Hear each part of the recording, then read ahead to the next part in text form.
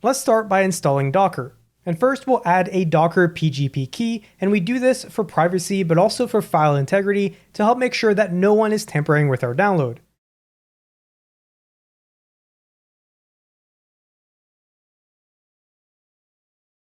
And I don't know why, but I always do apt-get instead of apt-key. It gets me every single time for some reason. Next, we'll need to add the Docker apt repository.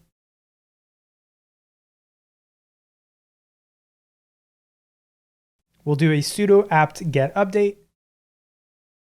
And now it's time to install Docker.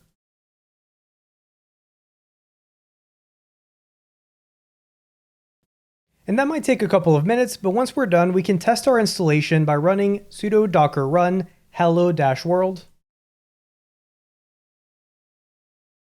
And as long as we see this, that means we're good to go. Now at this point, Docker service is started but not enabled, so we can run this command sudo systemctl start docker. And if we want to enable Docker to start automatically after a reboot, which will not be the case by default, then instead what we could do is sudo systemctl enable Docker. But I prefer not to do that because I don't always use Docker when I start this VM, so I just won't do that yet, but you can if you want to. Now the last step is to add our non-root user to the Docker group so that we can use Docker.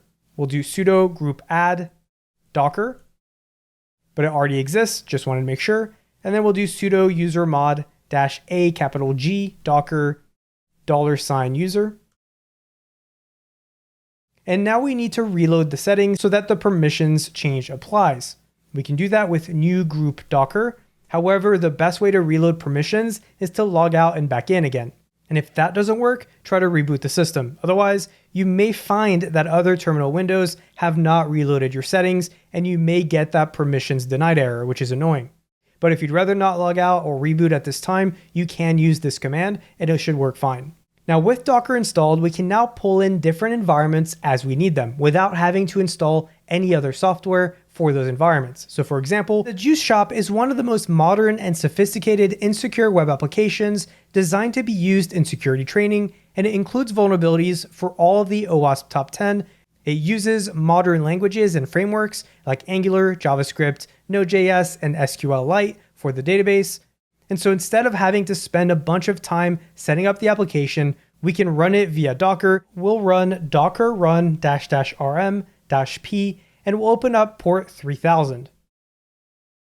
We'll use the image bkimminich/juice shop. And as you can see here, we get a permission denied. That's because, like I said, we haven't logged out and in again, so we have to reload our group Docker permissions. Let's try that command one more time.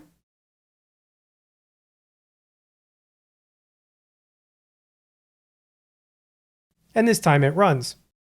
And with that complete, we can go back to Firefox, we can open up a different tab, and we can go to localhost port 3000 to open up the Juice Shop.